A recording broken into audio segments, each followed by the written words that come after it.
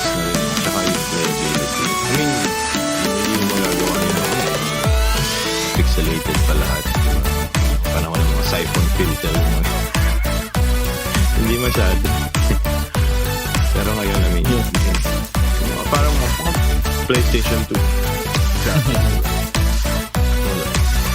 Ngayon, iba na eh. Iba na talaga eh. So yun. Welcome to our 31st episode, mga kapatid. Medyo tayo ngayon, hindi tayo masyado serious na topic. Pasensya kung ina-expect niyo yun ngayon. Medyo lie-low topic tayo. Pero very interesting kasi nga, John and I have been talking basically about games and other topic na na games in other media that would, there are games that usually transcend our normal lives. I grew up with this kind of mentality and when I watch TV or saw a movie and it's just like, uy, parang parang ganito yan like for example, back then it was like 90s, diba? And there's this movie that came out, it's called Starship Troopers. That was, diba? Tapos the entire thing was like, uy, parang StarCraft yun diba? Diba? Kasi may sa Terran sila, tapos kalaban nila parang mga Zerg din, tapos I mean, diba? So may mga ganun klaseng that I don't think the creators of both mediums expected it to be like that. Pero and the bridge to that is gamers. It was like, ay, kasi nanonood ka naman ganitong movie, sci-fi and everything. Kasi naglalaro ka na ng mga sci-fi. Diba? So yung mga ganun, that just not only helps the game itself but also the movie itself kasi replayability na parang ay ang ganda na ito. So minsan ako inisip ko parang gawin ko kaya yung ginawa nila dun sa tactics na yan. Diba? I mean, I can still remember, I mean, this is vanilla. This is very old StarCraft 1. There's a mission there. I think it's the third mission of the game where the only quest given to you is to survive for 30 minutes. I was reminded nga rin dun nga sa Starship Troopers because there was a scene there where they were trapped by thousands of aliens, di ba? Yung mga nakalimutan ko ano ba tawag nila sa aliens doon? Bugs, di ba? There were thousands of bugs. Tapos all they needed was to survive because they needed to evacuate. Tapos biglang dumating yung isang species. I go, dropship yun So, yung shape niya, di ba? Di ba? Pati yung shape and everything. Di ba? I think they even mentioned something yung voice nung sa StarCraft na dropships is yung 5x5. I think they also mentioned it there 5x5. So, siguro may collision niya or it was like, it's really a normal military sign, ganyan. Or military radio command and everything like that, di ba? So, yun. Speaking of radio, natapos mo na ang Stranger Things? Of course. When halos magkaedad naman tayo. It was like, parang sabi ko, para tong Stranger Things, para sa akin to talaga to, sa mga generation ko talaga to. Kasi no one would think na, di ba? I mean, spoiler sa mga hindi pa nakanood ng Stranger Things Season 3 and everything. But you should really watch it. Pero, we'll just say specific scenes na pero we won't tell anything of the story. Pero di ba? That radio scene with Dustin and everything na yung Suzy. Unexpected talaga. Sabi ko, oh my God, yung story. Wala. Natawa ako eh. Oh my God, kakantahin talaga nila. I was singing, man. I didn't know the lyrics, pero syempre, I had it on subtitles. It was like, alam ko yan Aminin mo na, memorize mo yun. Hindi ko siya memorize, pero alam ko yung tone and everything, pero yung specific words hindi. So, syempre, with the help of kumakanta na ako. Nakakatawa lang talaga. Nung pinapanood ko siya. And I had to be very quiet kasi nga I was doing a back-to-back and everything before I had to work on like 4 a.m. I was like, ang sarap lang niya panoorin. Pero yun, everything, I mean, from first season naman to this third season, there were really small bit of details na would put you back to the time na sobrang bata ka and you've heard of this, what do you call this? Ano yan, yung mga pinapakita nila during 80s and everything, no, bata ka rin, nakikita mo rin, ano. I mean, mall, wala na, ano bang mall noon? Di ba, sa atin? Sa atin, HP, Oo, Harrison Plaza. sarado na yun, pare, ah. Oo nga.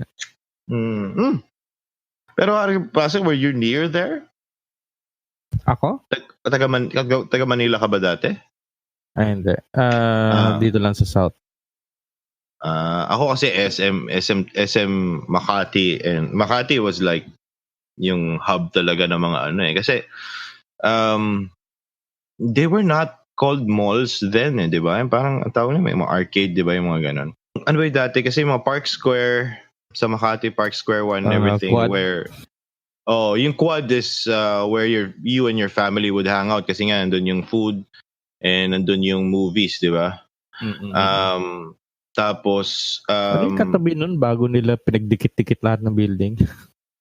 Yun nga, yung mga Park Square. Greenbelt was hiwalay separate naman. Building yun eh. Separate building naman. Well, up to this day naman, kaya lang syempre Ayala bought it also, di ba? Pinagdugtong-dugtong na rin nila. Kasi Park Square was where like all the hobbies were at. So nandun yung mga, kung mahilig ka sa video games, nandoon. Mahilig ka sa mga RC racing, nandoon. Mahilig yung mga hobbyists ng nagbubuo ka ng mga airplanes, mga Tamiya din yun, di ba?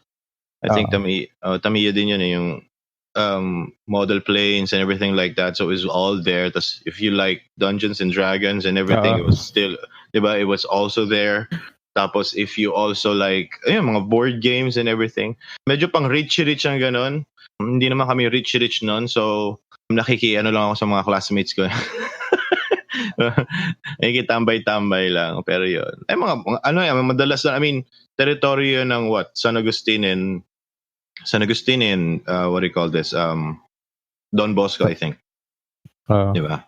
So teritoryo nila yun and everything, and all that. O kung nakakalabas yung mga taga San Agustin kasi sobrang mighty rich yung mga yun, diba? Disundo and everything. Pero nung nabuo yung Glorieta, that's when yun talagang iba-ibang schools na yung pumupunta kasi yung nagawa na yung Glicos, 'di ba? Nauuso na yung nauuso na yung nauuso na yung arcade era, 'di ba? Yung arcade era na kala ng mga girls apakit yung mga boys nandun para mag-hang out and everything. Though I'm sure there are some that did that. Pero I mean, I was going into high school, late elementary grade, 5th grade, 6th grade. Tapos I didn't care about girls then. Yung parang nandiyan lang yung si ganyan. Pero yun, mas malakas yung hatak ng Street Fighter 2. Di ba? Mas nauubos yung pera ko doon eh. Pag naubos yung pera ko sa Street Fighter 2, uwi na ako eh. Di ba? Tapos, kasi nga, ito yung first time, I mean, if, for this generation, I think you guys are familiar with, what's the ngayon? What's something zone? Time zone? They're more familiar with Time Zone. Back then, it was Glicos, di ba? And in Mega Mall and everything, it was Reno, Worlds of Fun, di ba? I think Worlds of Fun is still alive and there's still probably authority of selling all these yung mga arcade stuff that they got from all other places. From Japan and from China, Korea, and all the other places that actually sell these machines na we have. Pero, I mean, ang gusto ko lang kasi din yung Renos eh. Kasi Renos made their own cases. Yung arcade cases. They just bought what do you call this? Yung program card. Yung parang system card nila. Yung doon ako una naka-experience ng ng kinakalikot nila. Tapos lumabas yung parang unofficial version ng Street Fighter 2 Alpha. Yung tawag namin doon Alpha. Ay Hyper Edition pala, Hyper Edition. Na madaming Hadouken, madaming madaming Sonic Boom na pwedeng ilabas si Guile. You don't have to wait like 2 seconds to actually release a Sonic Boom. So marami. So, tapos gumagano sa screen, gumagalaw. Tapos Sangif would Pag ginawa niya yung umiing spinning niya, tapos mayroon siyang yoga flame sa ilalim sa paa. So, walang kawala yung sabi mga glitches Golden lang. Axe. Oo, yung mga Golden Axe, oo, sobrang Although, I appreciated Golden Axe dun sa Sega. Sega pa. Sega Saturn, gano'n? Oo, hindi. Sega Genesis pa. Oo. 16-bit, di ba? Kasi nga, we were playing family computer din, tapos si Sega, 16-bit na siya eh. So, mas Big masaya deal maglaro dati, dun. 16-bit. Oo. As in, big deal. I mean, you were playing, what? You were playing Double Dribble, tapos on Sega, you were already playing NBA. I was like, how do you play this game? Kasi 3D. Di ba parang medyo 3D siya and everything, tapos fleshed out yung mga graphics and all that. Tapos, Double Dribble lang alam mo kasi mga ano lang siya, yung mga kuto lang. Diba? Parang mga dumi lang sa court yung ano eh, palatandaan mo ba? So, dito maganda mag-trim, may dumi sa court. Diba? Alala mo ba yun? Not much. Did you Pero own, ano ba yung mga in-own mo na na system? Dati, Atari. Atari, you started with Atari tapos? Oo. Anong Atari to? Kasi 2600 2600 ata ang ano ko eh. Oo, usually naman lahat 2600 eh. Tapos ang first PC ko, PC XT IBM. Yung mga 4X pa. XT pa. Hindi mga 456. Hindi, bago yung pa original. XT pa. Tapos nun, yung mga pagbukas mo, yung mga maingay pa sa aircon. Brum, bang, bang, bang. Mga 8-inch na floppy disk. Ay, 8-inch o tama, 8-inch. Oo, tama. Yung talagang literal na floppy disk, di ba? Oo, literal floppy. Hindi pa yung rigid yung ano. 3.5 ba yun? Yung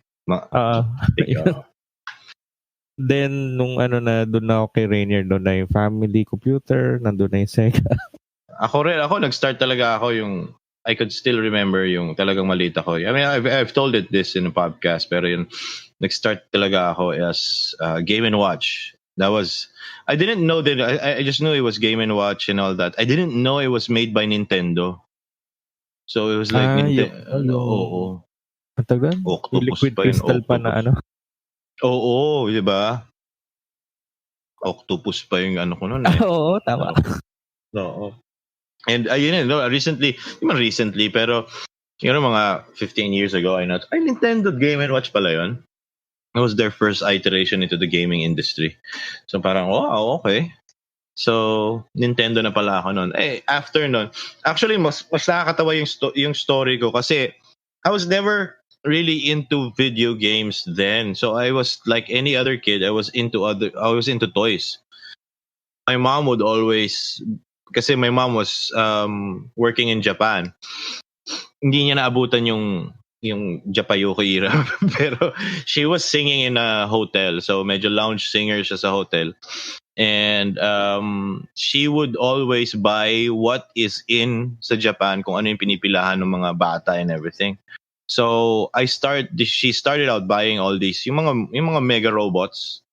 Okay. Yung mga Mega Robots series and everything. I forgot what was my favorite. Pero yun, I even had a full Optimus Prime, yung kompleto yung set niya sa likod. Yung trailer niya na nagbubukas, tapos meron pa siyang maliit na na parang companion doon. Oo, sobrang meron ako noon. Wala na ako, I mean, if I had kept it, siguro ang mahal na ngayon kasi wala nang gumagawa. Pero yung yun, tapos I was into Transformers and everything. So sabi ko, I had Optimus Prime. Sabi ko, so when my mom asked, ano gusto mo dito sa Japan? Sabi niya, okay. Sabi ko, gusto ko ng malaking Megatron. Parang kompleto na yung set ko. So I was an only child. So was parang, sige, okay to, maglalaro ako. Tsaka may mga friends naman ako eh. So parang, syempre, meron silang mga Decepticons, meron din kami mga Autobots and everything. So isa lang yung leader, wala silang kalaban. So gusto ko magkaroon ng Megatron talaga. So sabi ko, sige, Megatron, gano'n. My mom being my mom, always trying to give me the best, pero not giving me what I exactly want. Binilan niya ako ng family computer. Kasi sabi niya, Oo, binili niya akong family game kasi sabi niya, ito yung uso sa Japan kasi pinipilahan 'to sa Japan. Sabi ko, "Okay." So, sasaksak sa TV, okay. Alam mo yun, RF pa yun, ay RF ba yun, Yung tama? may parang split na ano, merong switch. Alam mo yun? Oo, 'di ba?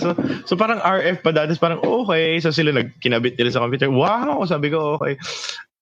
And surprisingly, my first game was not Mario. It was not Mario. Kailangan ko pang hiramin yung Mario sa friends ko para lang malaro kung ano yung Mario. Pero I had games. I had Afterburner 2. I have Afterburner 2. And ito yung nasabi ko na parang siguro gamer talaga ako kasi I would invite my friends over. They would play Afterburner 2. And Afterburner 2 is probably the first jet simulation that you could play sa 8-bit console. Diba? So, you would go sideways, you would go ganyan. So, yung mga friends ko, tumatagilid yung ulo nila at saka yung controller nila. So, alam mo yan. I was just playing steady, ganyan-ganyan. Sabi ko, bakit Yan pala gumaganyan yung ulo nyo? Yan Ano? pala ang gateway drug mo sa favorite mong game. Oo. Oo. I mean, yeah, it would, naglaro ako noon. It was like, I mean, compared to today, the kids today have it good because we are your parents, di ba? Parang yung mga batang, kasi we are your parents. We know what it was to be restricted to the TV. Why? Kasi noon hindi naman kami multiple TVs. Wala na kami multiple screens. Wala kaming maliliit na screens na kung ano. We only had one TV at home and I had to share it with everyone at home. So when I was playing, nobody could watch a TV. So I was restricted to like 1 hour. At most 2 hours sa harap ng TV, di ba? So I was restricted to that and that was it. That was my gaming weekend. Di ba? 1 hour, 2 hours lang. So, and you had to be good. And yun doon nahasa yung ibang gamers up to this point na masasabi nila na ng panahon namin, ang mahirap talaga yung mga games and everything. Why? Kasi, first of all, you had to finish the game within an hour. So, right then and there, naka-speed run na kami. You had to finish Super Mario for 1 hour. So, why? Di ba? Kasi siyempre, speedrun na yan eh. So, kailangan namin kumuha ng mga secrets and everything just to make the game shorter. Parang makakahanap ka ng mga shortcuts, ganyan. Tapos, there was no internet or walkthroughs that you could look at.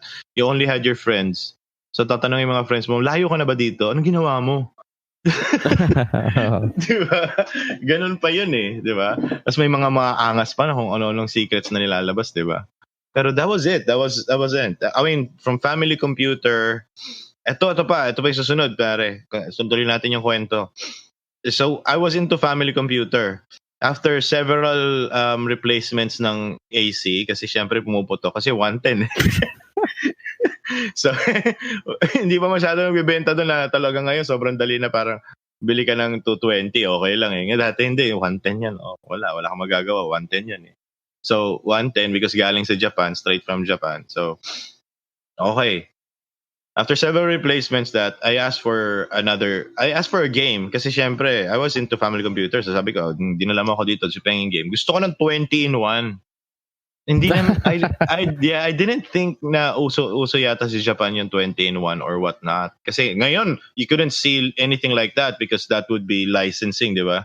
So, I think it was bootleg yung mga 20-in-1 dito sa Pilipinas. By, I don't know.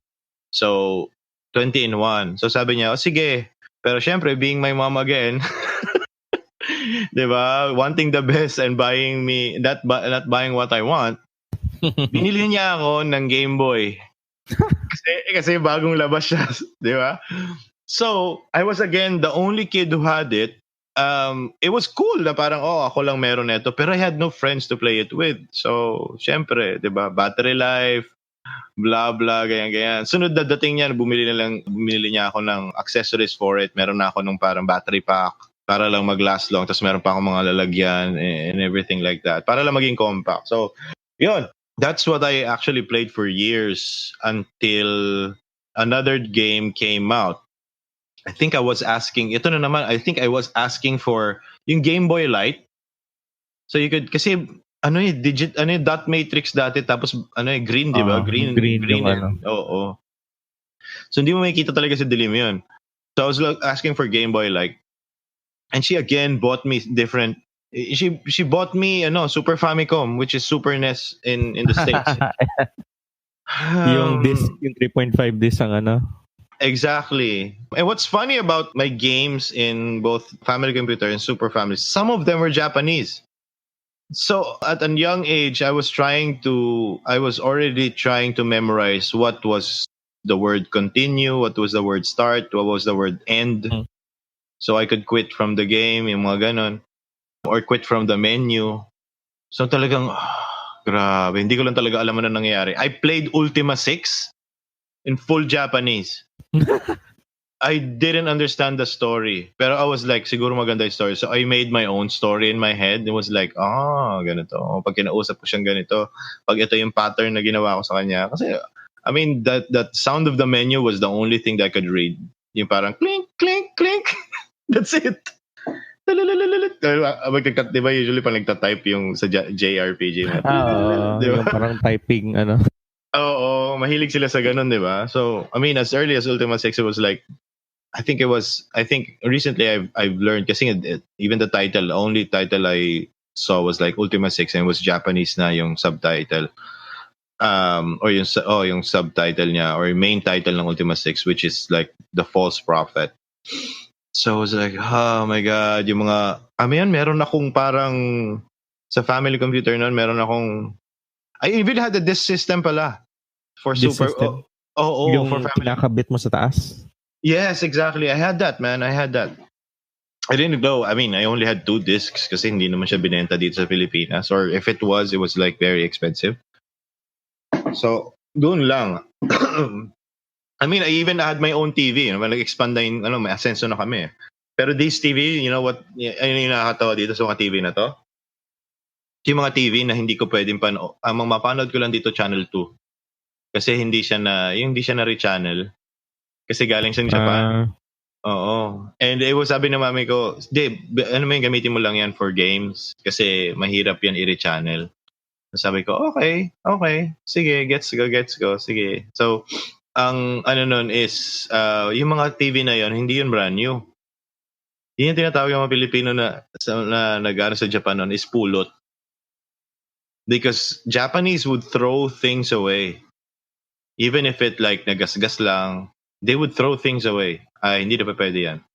Or luma na because they have a new one, they would leave it in the trash. And alam mo namang malinis ang trash ng Japanese, hindi naman katulad dito, di ba?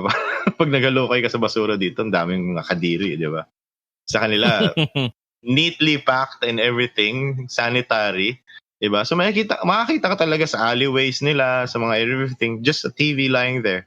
Uso nun yung mga component, 90s, di ba? Our component was fully Japanese. I don't understand what I was pressing. So, ganun yung mga appliances namin, which is funny. Ano pa ba? And then, yun nga, Super Famicom, doon na, medyo nag-ano na ako doon. Doon na ako nag-seryoso na ako. It just sucks because my friends had Super NES. I had Super Famicom. They could play my games by just, yung parang ukitan lang nila yung part ng case na yung isisira, yung parang bubutasin sisirain mo. Butasin mo para lang magkasya dun sa kasi but I couldn't play their games because unless I remove it from the case itself. Ang palalaroin ko lang yung card. Lalagay ko lang dun yung card. Yun, pwede ko na siyang laruin. Pero syempre, hiniram ko yun sa kaibigan ko Paano hindi ko mabalik? Di ba? Hindi pa naman ako nakikialam ng mga Phillips screw nun and everything. Di ba? Bata pa ako nun Well, I was teenager then. Pero parang, Di ba makalikot nun Pero yun.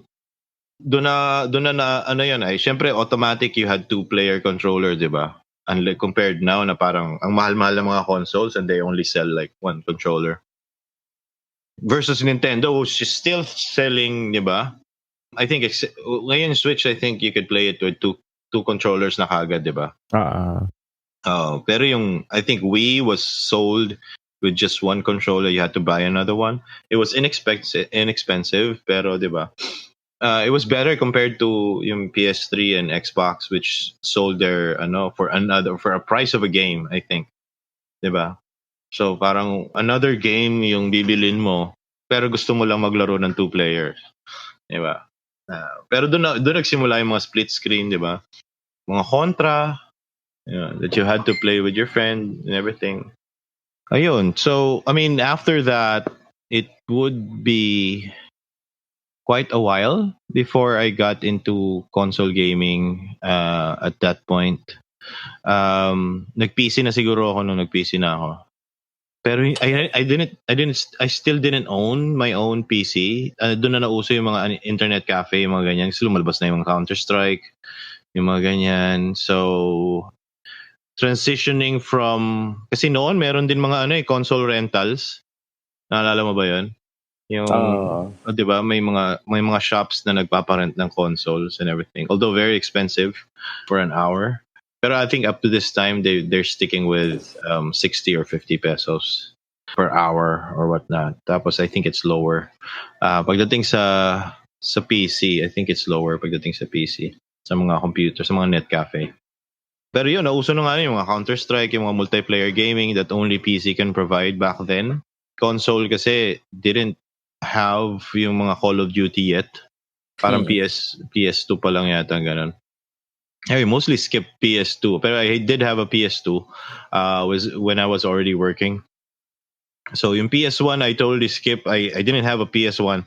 PS1 was with my cousin.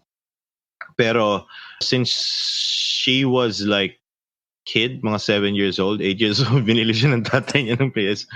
Wala naman siyang gagawin doon. So, ako yung bumibili ng games. Kasi, I mean, as we all know, games then were like, were bootleg, di ba? So, with my college, yung mga allowance and everything like that, or high school allowance, I think, high school and college allowance, I got to bought yung mga games na magkano lang. Parang it started, I think, 150, tapos nilower nila ng mga 50 pesos na lang. Umabot na lang sa mga 20 pesos per CD. Mga CD nilang talaga yung binibili mo. Diba? Makabenta lang yung ano. Pero yun nga, doon nalaro yung mga gandang PS1 games. Bumili pa ako ng ano yan? Final Fantasy 8? 8? Oo, Final Fantasy 8. Meron dun yung parang, I forgot, NBA Shootout. It was not live kasi live was ending its era. Ito ba yung malalaking ulo, ganun? Hindi siya actually, I think it was a serious game, although I noticed in that game, NBA, I think it's Shootout 98 was like the better game where like 3D models na siya and everything, and it was like the era of LA Lakers. So, LA Lakers na si Shaq nasa Lakers, so masarap siyang gamitin. Pero I noticed that the players there were too big for the entire court. So parang dikit-dikit sila sa and everything. So Shaq was like, syempre, siya yung sakop yung buong ano. Oo, so pag talagang umikot siya tapos dumakdak siya, wala makakapigil talaga kasi parang siya na yung siya na yung court eh. So ganun parang ganun kalaki kasi talaga, parang almost half of the paint or yung the paint was like covered with Shaq. So paano mapipigilan 'yan? Oo, tapos yung animation pa niya, siya lang yung may ganung animation, yung mga animation niya sa dunk, siya lang yung may ganung klaseng animation. So talagang spin move tapos dunk, okay na, wala na, unstoppable ka na. So walang gumagamit sa amin ng Lakers kasi parang daya. Parang rig. Tapos ano pa ba? Yun nga. Tapos I mean everyone was playing kasi I was hanging out in a place. Ito yung pinakamagandang merge ng place na to. I was hanging out in a place where they had like, I don't know, 4 or 5 TVs that had PlayStation 1 that you can rent. And then there was may harang yon na andun lang sila sa sulok because the entire place was for card enthusiasts because age ng Magic to eh. Okay. So yun, I was playing Magic at the time. Pag walang kalaro, laro muna tayo ng PS1. Oo. Ito yung parang, what do you have at the back? Oo, may mga food sila. Pero although hindi ako kumakain doon kasi there was my favorite food stall right across. At ang tawag dito sa place, Jaka Plaza to eh. So right across where I usually hang out is Orange Julius. So parang may food, I think may food ang Orange Julius doon eh. So and I mean Orange I could still I mean, people would like the drinks in Orange Julius and everything, pero I'd like what they serve kasi it was my favorite thing to order is parang cheeseburger deluxe and chili fries. Tapos yan, large root beer lang. Yun, yeah, I mean, yun na yun. That's my yun na yung gastos ko talaga noon. It was like malaki na yun dati, mga 100 plus eh. 120 was like mahal na yun para sa estudyante eh. Pero yun, iniipon ko yun every week para lang makapunta ako doon. Why? Kasi nagbebenta ako ng magic cards eh. Nagbebenta ako, babuo ako ng deck, pupondohan ko yung isang deck, tapos bebenta ko ng mas mahal. Nag-deck building ako noon, yun. So, yun. Isa lang naman kasi yung deck ko talaga. Isa lang yung deck ko na winalanghiya ako ng Wizards of the Coast dahil doon. Kasi I mean, I was rocking the Magic for those Magic the Gathering enthusiasts out there, di ba? So I mean, this was 4th edition. I think 5th edition was just coming out, and the newest pack that was out was like Mirage. So ito yung age na yun. So before naglaro ka ba ng Magic? Since Ice Age ba ang pangalan nun? Ice Age, okay. Most naman edition, Ice Age talaga. Second edition, revised, tapos Ice Age. Most ako nag-start kasi ako sa revised eh. So okay. Prominent pa yung mga beta. Prominent pa yung mga beta, may mga ilang alpha cards and everything. Ang papangit naman ng itsura kasi. Totoo naman kasi mas maganda yung mga bagong art, pero syempre yung mga pinakapangit na drawing they were the most valuable. Pero I didn't care about yung value then kasi nga I was just starting out. So parang bumibili pa ako. So yung deck ko revised 4th edition. Tapos lalabas na yung Ice Age noon. So So, yun na, naglaro na ako noon. Gastos nung panahon na yun, pare. Grabe yung panahon na yan, ang paggastos noon. I was even buying packs, man. Pero hindi naman ako rich para bumili ng box. Diba? Minanual ko talaga eh. Minanual ko talaga yung pagbuo ng deck, ganyan. Tapos meron pa sa amin noon, Inquest, I think. Bumibili ka ng loot box. Oo, grabe. Yun ang loot box dati. Ano mo yun, they had this magazine called Inquest, right? Do you remember Inquest? Diba? So this is where yung mga deck buildings and everything were written. Well, guys, yung mga nakikinig magazine pa kami noon, wala kami YouTube videos na magsasabi sa amin. Magazine pa lang, bibili ka ng magazine para lang may in ka, diba? Kung may mga rich, mga yan eh. May mga kamag-anak sa States or may subscription basis, di ba? May napadali dito sa Pilipinas. Pero, I mean, ako nakikibasa lang ako and everything. Even though my deck was old and everything, but I had one of the most powerful combinations back then. It was like a red-green, very cheesy deck talaga. Cheesy deck talaga to. Sobrang cheesy deck. Tapos I was dealing with dragons, with very low, yung Dragon Whelp.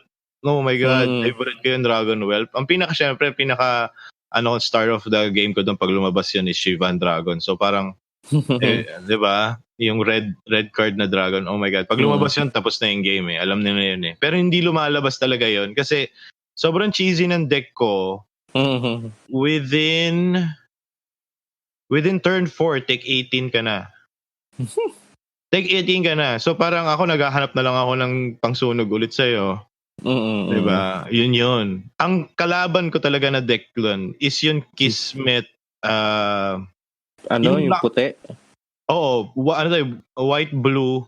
Locking deck to eh. Malalak ka talaga dito eh. Pang counter at saka Bukod pa sa mga counter, kasi yung counter medyo mas expensive kesa sa cheese eh. Kasi ako isang mountain lang ako. Take 3 ka. Pag na-counter niya yun, Pyroblast. The next, di ba? Hindi lang Pyroblast, pati yung meron akong ball lightning. May ball lightning ako, may incinerate ako kung sakaling. Yun nga, kaya ako nilagay incinerate kasi para doon sa deck na yun eh. Yung sacrifice to mountains para lang makuha yung casting cost kasi naka-top out lahat. Yun yung Kismet na nakatap siya lahat. So, yun din. Siya naman turn 5. If I can't kill him in turn 4, I'm dead. Kasi I'm locked. I forgot yung Prosperity. Yun, Prosperity. Parang alam ko yun. Prosperity. Ang dami mong cards na hawak. Sobra. So either ma-burn ka. Ang tawag nila doon? Yung burn. Mababurn ka, di ba? Masusugatan ka sa dami ng hands mo beyond 7. I forgot the terms. I forgot the pero yun yung isa lang halos best friend ko, kaibigan ko, si Ruby Mar. Shoutout sa'yo, pare. ikaw lang ang kayang tumalo ng deck ko nun. Pero lahat ng nun, walang manalo sa akin. Kaya naiinis nun. Kaya lang, sabi ko nga sa'yo, ginago ako ng Wizards. So, kasi almost half my deck or almost all of my cards were type 1 by 5th edition. So parang, why? Diba? So walang gustong lumaban sa akin kasi alam nila type 1 yung ko. Diba? Illegal. Oo. Sasabihin pa nga lang ko, sige, gawin nating 1.5 yan. Pero limit to 2. Yung ganon, limit to 2 lang yung limit to 2 yung ball lightning ko. So parang magkakaroon ako ng madaming basura. It was like strictly ako nun eh. Deck of 60 lang ako nun eh.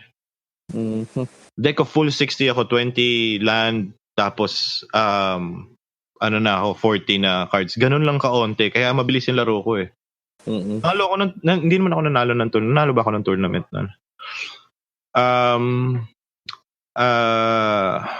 Nag-place lang yata ako. Counter, blue lang talaga yung kalaban ko talaga eh. Sinuwerte yata siya sa bagsak. Binalas ako sa bagsakan.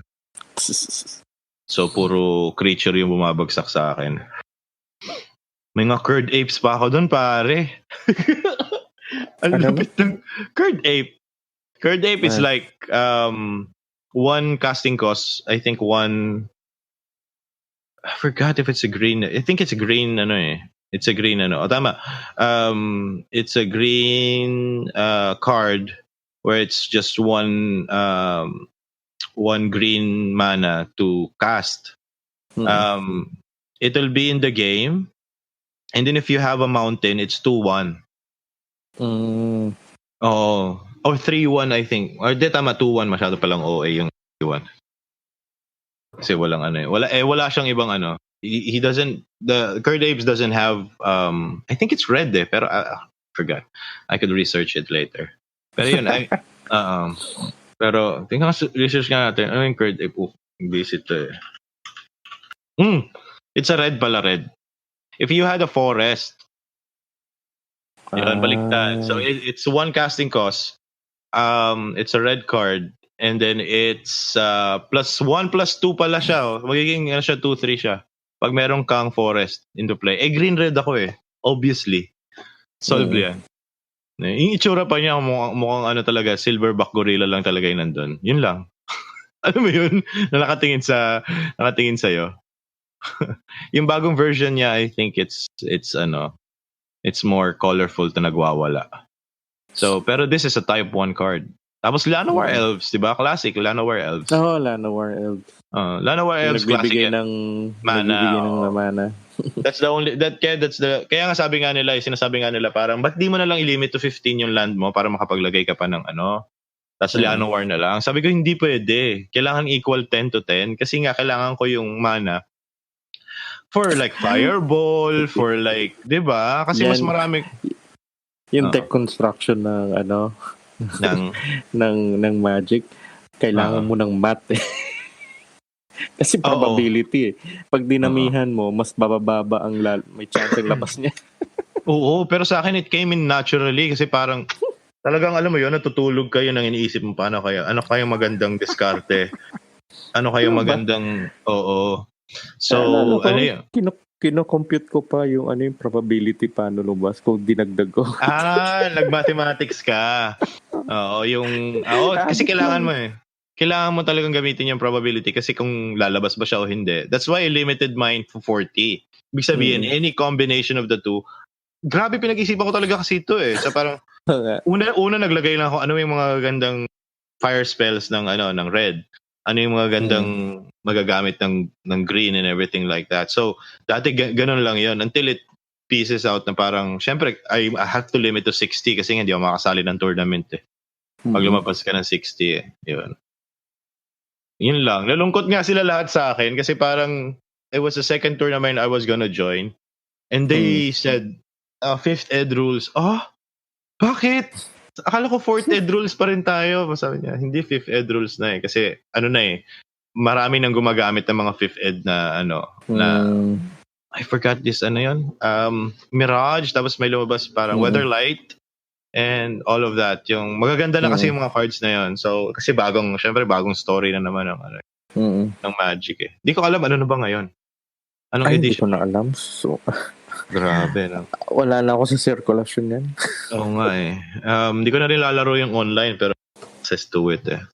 Yung Magic the Gathering na ano na siya. Pero yun nga, I mean, it was a great area for me. Pero that was the last area. Binenta ko yun nung nag-type 1 yun. Sabi ko, binenta ko na lang. I mean, binenta ko ng hindi buo. Hindi buo yung deck. Kasi as it is, Shivan Dragon is how much? Dragon Whelp is how much? And my Dragon Whelp was revised. My Curd Apes was revised. So parang hindi mo pwedeng magandang ano pa. Oo. Hindi siya antiquities hindi siya black border sa utot. Lahat ng Curd Apes ko revised. Binili ko yon 150 isa, man.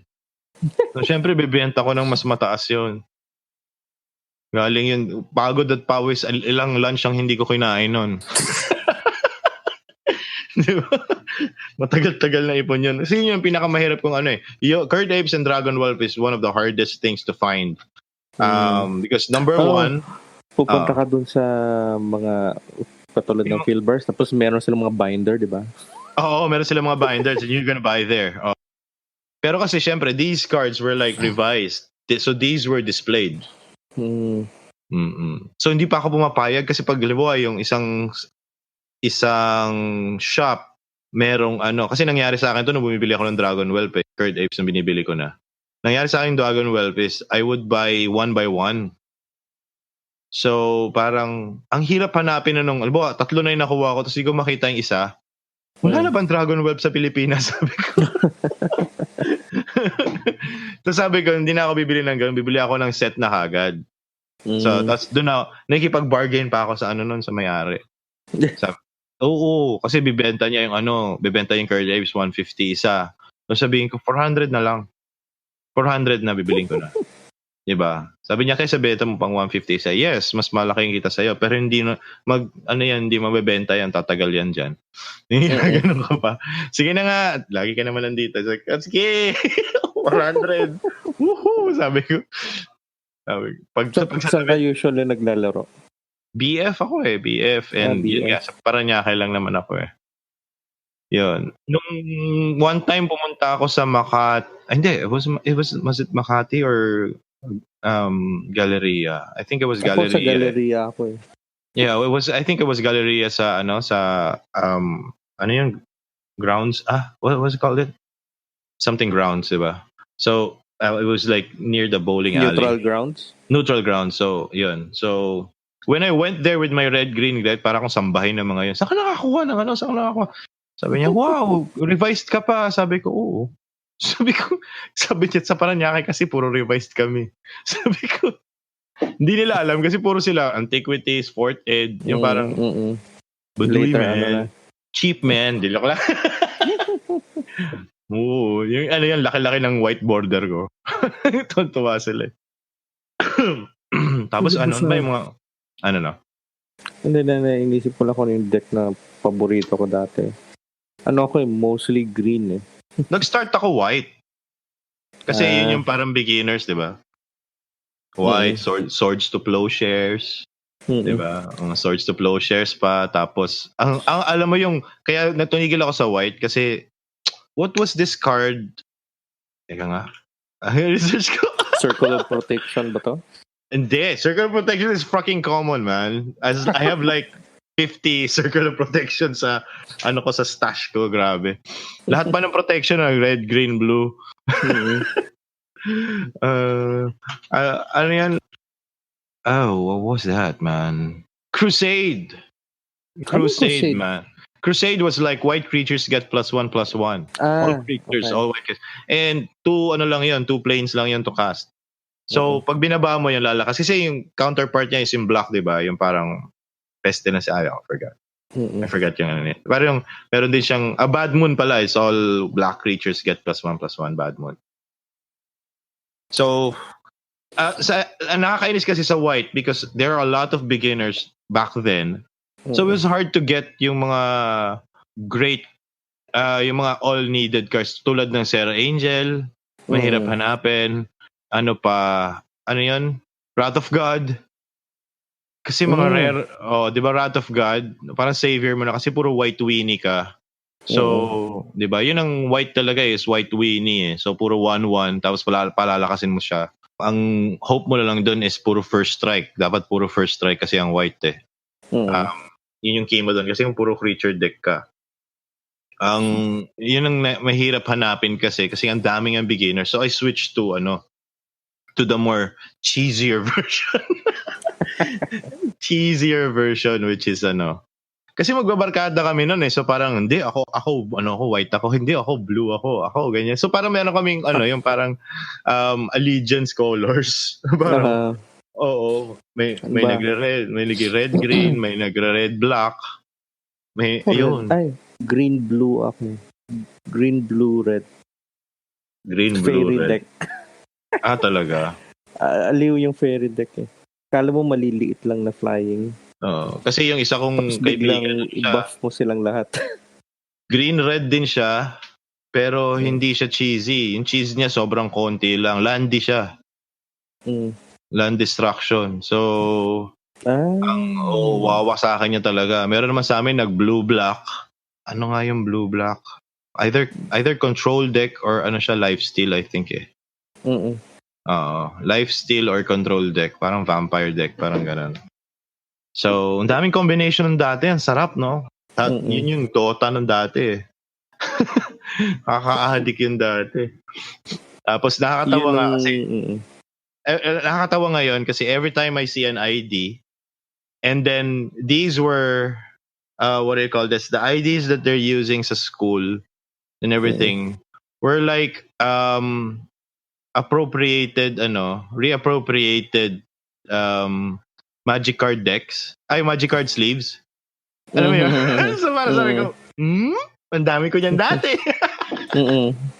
Ang dami ko yan dati. Mga card protection, yung mga black, likod, black yung likod. Ang ganda. Yung mga transparent, yung mga ganyan. Pero cool talaga yung black lang yung likod eh. Sarap ng panahon na yun, pare. The best yung panahon na yun. Kombinasyon ng deck building and tactical play. Ano kaya? Naging organized kaya ako nun for a short period of time. No, parang kailangan ayusin mo ng maayos. Parang yun? Kumbaga kid version natin ng sabong nun naman. Mas alaga mo pa yung deck mo kaysa sa notebook mo sa school. Notebook mo sa school, wasak-wasak na eh. Yung mga decks mo, ni isang kasi pwede mo pang ibenta eh. Exactly, yun nga. Biro mo. I mean, I mean, it's still the most expensive card ever, di ba? How much is a Black Lotus now, di ba? Yes, research natin. Di ba? I think it's still $10,000 eh. And it can go up, it depende sa It can go up depende sa price and all that, di ba? So, ay 100,000, no? Are you serious? I only saw Black Lotus once and it was on display. Doon nga sa BF. It was on display. Nobody was, even the owner was like, hindi, no, pag binenta ko yun, magsasara na ako, sabi niya. I don't know if he still has it. Siguro, kasi nasira na yung Magic World, diba? So, pero mo na ibenta yan. Pero ba isang kotse yun, isang bahay? Walang pera? 100,000. Binenta ko yun. Yung mga trash ko, binenta ko sa, binigay ko sa pinsan ko. I don't know. I think he threw it away. Pero, yun. Yung mga, Black Lotus sells for 166,100. Oh. Sobrang limited lang yung ginawa na ito eh. Alpha. Ewan ko nagbeta yata ito eh. Pero ang pinakamasarap kasi nun, yung itong mga artifacts talaga na zero casting cost. Diba? Kahit limit to 1 yan eh, no? Ano ka? Sino ba naglalagay ng destroy target artifact ngayon sa card? Wala na. Diba? Paano mo sisirain yan? Ni-renew pala siya, oh. Ay, hindi. Parang anniversary ba to? 2014. There's a new Vintage Masters. Okay. So, they just renewed it. I don't know if you can play this. Cute lang. Mas maganda pa rin talaga yung border mo itim. Yeah! Border mo itim. I think 189,000. Gosh. Ang alin? 189,000. Tinitignan ko yung sa eBay. $189,000. 189. Oh, sabi natin 190,000 black bordered na alpha. Na-notice ko pala, ito yung hindi ko ginawa sa Magic. I had yung black sleeve, yung black back plastic sleeve. Pero I didn't transfer my cards to yung parang na siya, yung mga parang sa ID na nga na hard plastic matigas board. Okay, sobrang tigas. Kasi ang sakit sa kamay nun eh. I tried that once, pero binigay ko rin kaagad sa iba yung kasi ayoko, ang sakit sa kamay eh. Ang sakit sa kamay. Ang laki ng deck mo, 60 pieces, tapos yung isa is mga 2 cm thick. Oh my God. Parang sabi ko, hindi yata tama yun. Pero syempre, yung iba gusto nilang protektahan. Sabi ko, protektahan mo, puro naman bago yung cards mo. Diba? Hindi naman siya, yung mga revised edition, yun, dapat talaga nakaganon na. Ang problema pa doon, yung lumalabo yung harap. Yung malabo yung harap kasi nagagas-gas, gano'n. Hindi mo na mabata. At least hindi siya kasing complicated ng what do you call this? Hindi siya kasing complicated ng Warhammer games na you have to pull out a rule book. Kasi sometimes, because most of these guys pull out a rule book. Especially if hindi naman sila aligned sa knowledge nila sa game.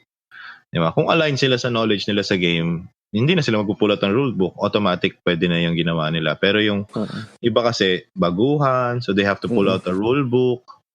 So, as it is, ang isang Warhammer game, ang tagal na eh. Ang tagal na matapos. Sobrang daming army, sobrang daming turns. Miniatures na sinasabi. Yung miniatures, oo. Kasi yun yung mga meron pa pala isang card game na na-addict ako, yung Legend of Five Rings. Oo, maganda rin yun. Grabe rin yun. Okay din yun eh. I forgot what I alam ko may natatanda akong pang Lord of the Rings na Meron Lord of the Rings yung may eyes sa likod. Yeah, I think I knew someone who was playing that, pero he was an American kid na kinakilala lang namin through my uncle. Naglalaro siya sa softball team na si Gallagher, yung apelyido niya eh. Si Gallagher. Yun, ang pinakita niya sa amin doon is yun nga yung Magic the Gathering na parang, this is good. Sabi niya, you guys should play this. Parang sabi ko, ma-magic na ako. Ayoko niyan. Pero maganda siya kasi nauna naman talaga siya sa Magic. I think so. I think it was first. It came out first, pero I didn't know how to play it. Tapos meron pang isa, may Vampire Masquerades din yata na card game. I don't know. Basta may blood tokens pa yan. Ay, oo. Ano diba? ba yun? May blood tokens pa sila eh. Nagpapaturo ako. May akong ganun.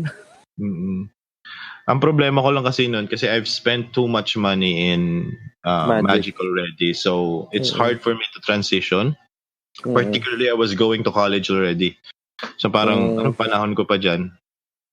Diba? Anong panahon ko pa dyan? Magka-college na ako. So, mahirap na mag-invest doon. Kasi nga, di ba, magastos ang college eh. Di ba? Ilagay mo lang sa arcade. High school. Nalipat sa arcade. Oo. Tsaka nung college ako, lumabas na yung StarCraft eh. Parang sabi ko, wow. Wala, nag-start na yung video game craze ng mga internet shop, di ba? Labas na yung mga Ragnarok, yung mga ganyan, yung mga online multiplayer. So, yeah. Grabe. Mga journey ng yan, yung mga kasi same folks yan. Kaya nga Puro Laro is, 'di ba, both board games and video games kasi nga magkaka-link din naman yung mga tao na they just, 'di ba? They just need a little bit of convincing. Let's say if you guys are friends pagdating sa board games and everything, tapos you hang out on meron kayong hangout place na parang not really stores and everything, pero meron kayong malamang kaibigan na doon kayo lagi natambay. If that friend suddenly had like a Wii or something, you guys would all be playing it and would instantly stop your board game kasi it's whatever is fun to the group, di ba? It's not, hindi siya yung kung ano yung uso ngayon gawin natin. Hindi. It's whatever is fun to you guys. Kasi Dance Dance Revolution was not really parang what do you call this, yung para siyang hindi siya revolutionary game. It was a pretty simple game of arrows being pressed at the exact same time. Pero what it transcends is if you play it with your family and everything like that, it's different na hindi mo may experience yung kung naglalaro ka ng Diablo or any other video would have like high marks and high praises when it comes to game awards, diba? A game like Just Dance or would not have the same effect when it comes to sellability or whatnot. Pero ika nga, shouldn't a game like Wii Fit have a place in best games? Why? Because they sold so much. Because not only gamers bought them, mga matatanda binibili nila yon. Diba? Kasi may monitor siya, may ganyan. So, sobrang mainstream siya. Tapos, wala. Syempre, it will be just shrugged under the carpet pagdating sa gaming industry. Pero these games transcend sellability. I don't have the figures, pero it could have sold more than like Metal Gear Solid 5. Sabihin lang natin ganito. Buhay pa ang Nintendo. Buhay pa talaga Nintendo. Buhay pa talaga. I mean, PlayStation 4 or even PlayStation 3 had their yung what do you call this, yung PS4 na your controller can be used as a motion detector or something like that, diba? May mga kids would actually if you had kids and you had a like PS4 or even PS3 back then, there were like 3D games that they could use I forgot what they called di ba? Yung may ilaw sa ibabaw na gano'n. They use that. The kids use that to control the screen and everything like that. Parang nakakatuwa yung mga ganong klaseng games kasi it transcends yung real world needs, di ba? Visual needs and everything like hindi mo nagagawa. So, ang problema lang kasi yung mga games na yan hindi masyado Diba? Ngayon, the new thing is like VR. Diba? How can you push VR to new boundaries? But the thing is, the developers of VR is not really imaginative. Most of the time, the gameplays that you see online are mostly funny. Because, diba, daming... ngayon, it's more of, translating what is now to the VR, very few lang pa ang nakaisip na kung ano talaga pwede magawa sa VR. Katulad Beat Saber, diba? Exactly. Yung Beat Saber. Yun. Matalino yung nakakaisip nun and everything. Pero wala pa nakakaisip ng game na inspired by Beat Saber that would actually be good pagdating sa VR. Because that's actually a good concept. Pero not an entire game. Kasi usually, yung mga Wii Fit, yung mga concepts yan within a AAA game, di ba?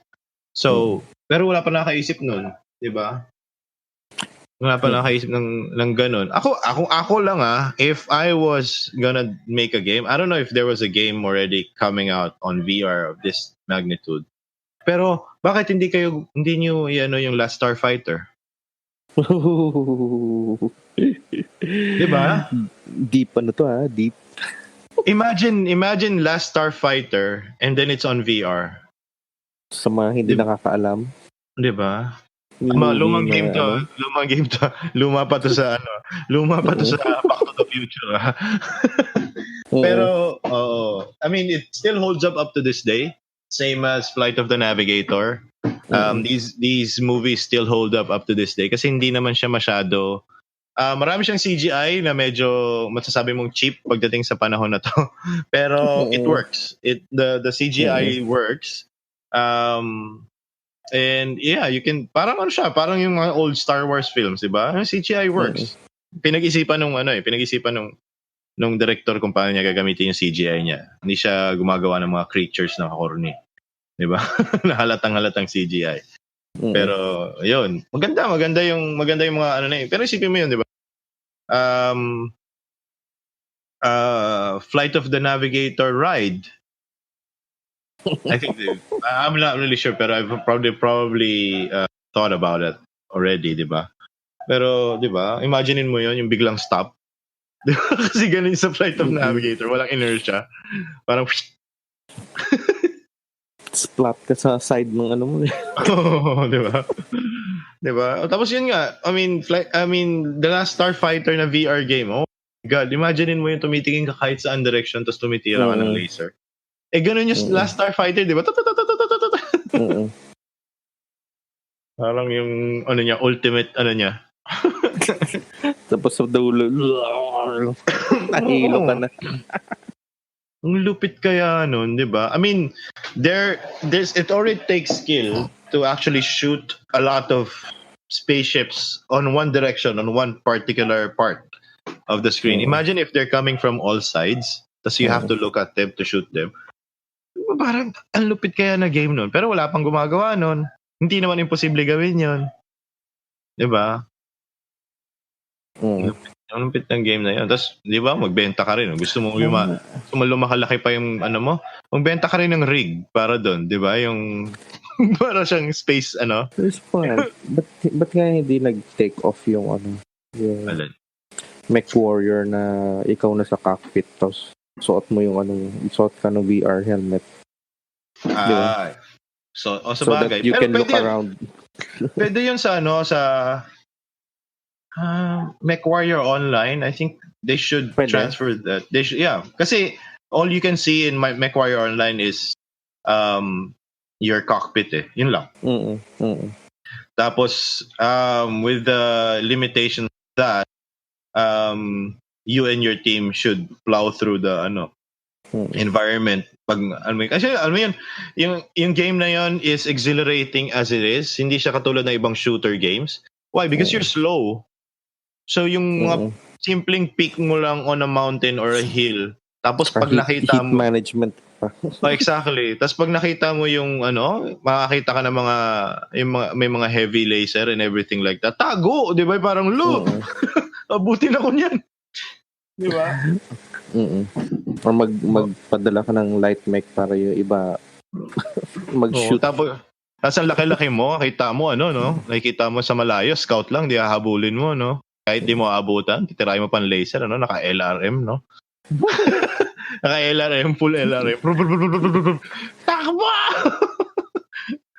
Di ba? Mahirap. I mean, yung mga ganun, isipin mo kung VR yun, oh my God. Di ba? Ang hirap lang kasi ng VR minsan kasi yung sensitivity kasi yung mga tao mamilikot yung mata, likot yung ulo, 'di ba? Pero if it works kasi nga yung pinaka-famous na VR game is lang yung VR chat lang Yung VR chat, 'di ba? Puro kalokohan ng ginagawa ng mga tao. Pero VR chat is the blueprint for future games like in Ready Player One. Kasi ang dyan is para it's programmed enough na parang hindi ka mahilo muna.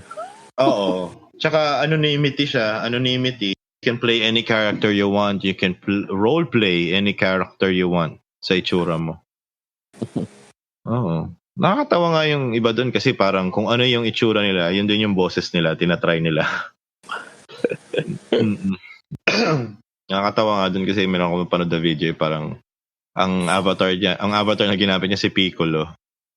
So, sinasabi, hey, Hey, Piccolo. Pero yung boses niya, parang manipis na boses. Tapos, parang urban, ano, urban yung boses. Yung parang black guy.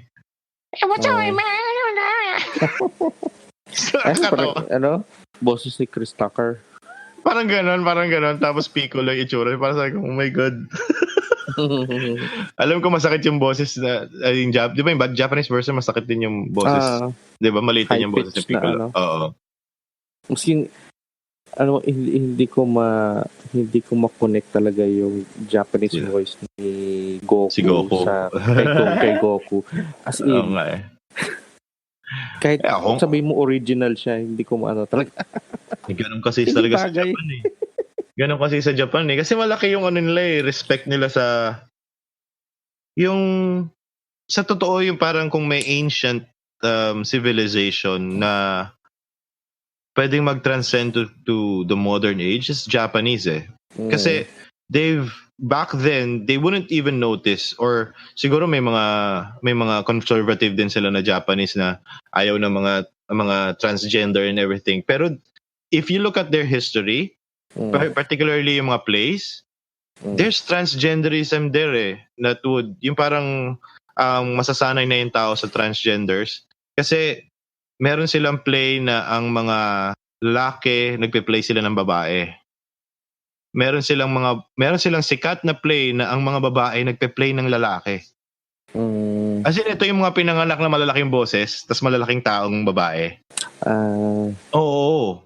Kaya nga yung boses ni Naruto na lang is a woman. All this time, di ba parang, tas malaki lang talaga yung boses niya na babae na parang, dati ba yun, di ba? Hindi niya iniiba yung boses niya yun eh. Ganun talaga yung boses niya. So parang nakakatuwa lang. Kasi, yung respected sa Japanese yung ganun eh. Kaya sabi nila na mas respected pa yung mga transgenders na nagjajapayuki kaysa sa mga babae na nagjajapayuki. Kasi to think about, syempre, second class citizens yung mga babae dun because of traditional. Siguro ngayon medyo iba na mga luma. Pero yung mga tatanda sa kanila parang second class because a wife is just a wife. Diba? And doesn't really have a place in society, in modern society. So, luma. Pagdating sa Japanese, diba? Wala, lang sila. Ang queen lang talaga yung nirespeto nila. Pero other than that, wala. So, saan na ba tayo? Ayun, wala lang. Layo na lang ng tangent natin. Layo na lang ng tangent natin. Simula natin, dapat lang tayo eh. Media lang eh. Media lang eh. Napunta tayo sa past and everything. Nostalgia. Buti na lang related sa puro kalaro lahat sa pinag-uusapan natin. Pero sobrang dami kong kinaadikan nun. I mean, ako nga, I could consider myself na parang ang dami kong buhay na I could relate to. Pagdating sa mga yung mga hobbyism and everything. I mean, hindi ko lang naman talaga pinapasok ngayon is yung Gundam eh. Diba? Yung mga figures?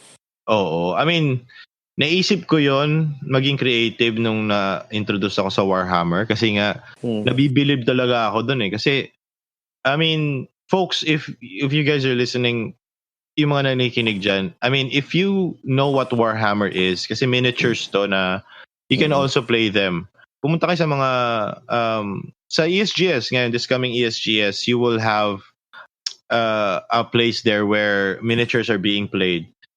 You look at them, tas tingnan nyo yung mga ginagawa nila, yung mga figures na ginagawa. I think I've also posted that on our site, yung mga pictures natin, yung pictures ng miniatures and everything. May dala-dala pang ruler. Oo. Bukod doon sa game na nilalaro nila, na mahirap na yung game na nilalaro nila, each miniature that you see there, they painted by themselves. Ganun po kumbaga ganun yun. Speaking of transcendence, sa paulit-ulit ko na sinasabi dito sa yun talaga yung parang the melting point of artistry, creativity and gameplay.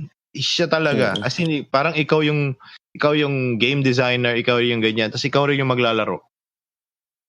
Sobrang lupit ng ano na yun. Sobrang lupit ng game na yun na biro mo ikaw magpe-paint isa-isa. I mean, nakakabilib na nga yung mga gumagawa ng Gundam. Wow, niya yung ganyan. Kahit instructional lang yan kahit lahat yon ready to piece out na ganyan niya. Pero yung iba kasi kino-customize nila, pinipaint nila custom, di ba? So kasi nakakabilib na yun. Yung original color kasi parang ano na bland. Siyempre, kung ano out of the box lang Pero yung actually sa box nga yun yung suggested di ba? Kumbaga sa pagkain, serving suggestion yun Kumbaga pag nakita mo binaril siya doon, lagay mo rin yung doon, yung mga 'di ba, yung mga tapos pumili ka ng kulay na parang tunay na metal na di ba? So, yun yung nakakabilib na yun Pero itong mga to lalaruin pa nila yun kasi mga Gundam hindi nila nagagawa. Diyan na yan, naka-display na yan forever. Pero ito mga to, pwede mong i-display, pero pwede mo rin siyang laruin. Kasi maganda talaga siya. Sobrang solid talaga ng mga piece. I don't know if it's metal or if these are metal or clay, yung parang hard clay, or plastic Hindi siya, I don't think it's plastic kasi syempre, ang pangit i-painta ng plastic, no, diba? Dumudulas yung pintura. Yung iba ini-spray. Meron mga ganyan sa YouTube, pinanood ko last time, yung parang my God. yung parang meron pa sila yung maliliit na parang spray paint. Para sa exactly made for that. Airbrush na yun, para airbrush. Sobrang grabe, kailangan pa ng magnifying glass para makuha mo yung nooks. Tapos isa lang yun. Meron 100 more to go. Diba? Depende kung gaano karami yan. Tapos depende pa kung ano yung gusto mong laruin. Siyempre kung bago ka doon, malamang kung ano-ano pang pinagpino. Kung ako lang, if I'm gonna play that, Warhammer 40K, or kahit Warhammer, wala, chaos laga gusto ko Ano ba mas prefer mo? 40K o yung Both. Mas gusto ko lang kasi yung kasi nga yung pinapapili kita sa mga favorite children mo. Ano ba to? Psychological ba to? Psychological ba to? Warhammer siguro, Warhammer. Kasi fantasy Ayoko nung dark future Medyo dark. Although, ang lalim kasi ng lore niya Hindi ko ma-comprehend yung lore ng yung sobrang vast ng lore ng Warhammer 40K. Sobrang nakakabaliw, sobrang ridiculous pa yung mga stories, 'di ba? Parang ang hirap i-encompass, parang hindi pa kaya comprehend ng utak ko na may future ang man na ganon. Na yun, parang pinangatawan na natin yung there's really no one out there, so let's just expand and conquer everything. Pero at the same time, believing in the Emperor, 'di ba? Na matagal lang patay. Symbolism lang yan. Pero you can see that in North Korea Diba? You can see that kind of belief in North Korea. Someone is already dead and they call it the great leader pa rin. That somehow he's coming back or he's gonna be reincarnated to a person. Diba? Sabi nga nila si Kim Jong-un ngayon, diba? Kim Jong-un is the reincarnation of the great leader kasi halos magkamukha daw sila. Mataba din kasi yung great leader. So para sabi ko, oh my God. Sabi ko, it takes generations of brainwashing to do that. And that's what's happening in Warhammer 40K. Millennia of brainwashing. So medyo hindi makomprehend ang utak ko yung ganun klaseng So doon lang ako medyo malapit sa katotohanan na mas malapit sa Tolkien lores and everything like that because they do look like Tolkien Tolkien-esque yung mga nila except syempre expanded na parang yung vampire counts yung mga ganon, so medyo na yun Slavic and na yun influence na yun pero yung tsaka yung mga barrel, di ba, yung mga barrel, so may mga barrel kasi doon, may mga cannons doon so because Holy Roman Empire yung nila yung era. Oo. Pero kung baga sa old world, mas mukha pa talaga siyang mas mukha pa siyang Tolkien-esque. Yeah. Ganda kaya ng itsura ng mga ano doon. Parang pa talagang sa Lord of the Rings, yung mga high elves, yung dwarves, grabe. Yun talaga para talagang ano. Kaya nga, I mean, going back to our earlier shit. 'Di ba? I mean, if I was, I mean, this is true I mean, guys, huwag niyo ko i-judge pero ganito talaga ako maglaro. Right now, kaya nag-decide kami mag-record ngayon kasi at yung when I play a game, I usually find, when I'm so into the game, I usually find media sources that would parang enhance, yung parang mas ganahan pa ako maglaro. Kasi every one of us goes through that point na parang nakakatamad na maglaro. Parang ano pa bang meron dyan? Kaya bumili ka ng bagong, bakit hindi mo na lang paganahin yung sarili mo na ano.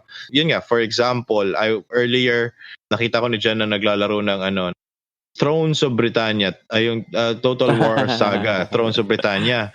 Bakit ako naglalaro ngayon nun at bakit ko binili recently yun? Kasi binalikan ko yung The Last Kingdom sa Netflix.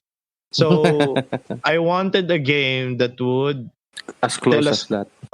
Tell a story of that particular era. And that's what Thrones of Britannia is. That's where King Alfred is, wala nga lang syempre walang Uhtred of Bebbanburg doon. Pero merong Bebbanburg. Merong Bebbanburg na town doon. Actually, siya fortress siya. Oo, meron siyang Bebbanburg doon. So parang, andun si Guthred, nandun si Alfred, andun yung Mercia, andun yung West Seax ang tawag sa'yo. Diba? Hindi Wessex. Kasi, tapos nakikita mo doon sa series ngayon is, they actually show the old name of the place and then they transfer it to the present name. Yun, ang nakasulat sa Thrones of Britannia ng Winchester is Wintanchester. Yun talaga. Tapos ang tawag nila is hindi Wessex, West Seax talaga sila. So, syempre, through time, Wessex. So, nasabi na lang yan. Pero, Guthrum is there. And the East Anglia, the Kingdom of East Anglia, nandun sila. Nandun yung Northumbria, nandun yung Scots, nandun yung ang daming doon. Siyempre, it wouldn't focus on the story of King Alfred and Uhtred doon. Pero that area is represented on the game. So, naglaro ako recently ng Three Kingdoms.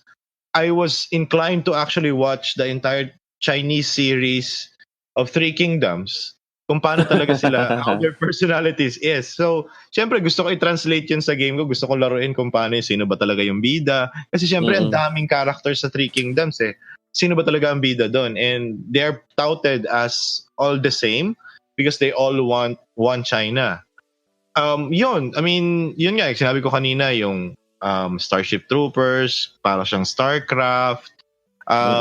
This is the exception dito yung mga syempre may Star Wars na game tapos may Star Wars na movie.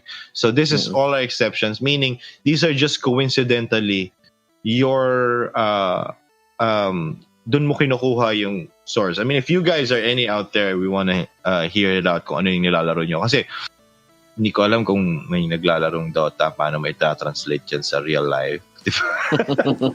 Diba? So yun, I mean, goes into that Warhammer, and then it goes to Warhammer, Warhammer Total War.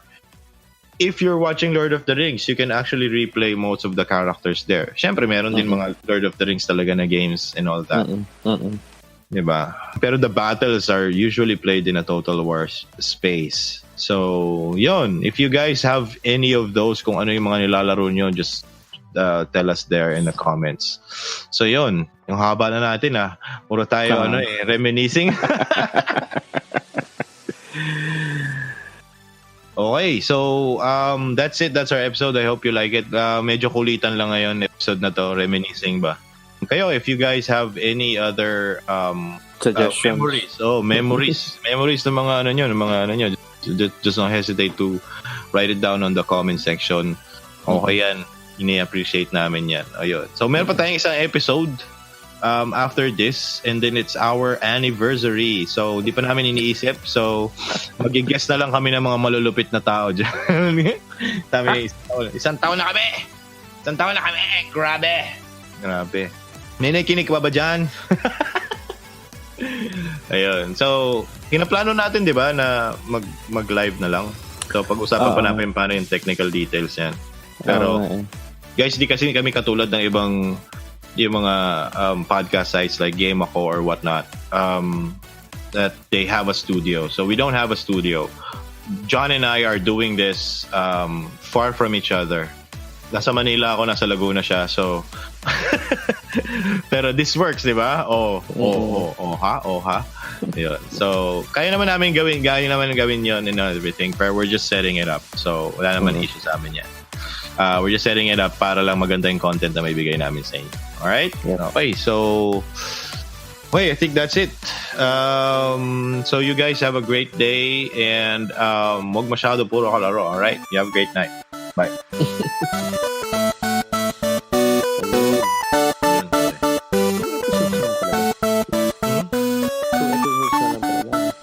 Isa na lang.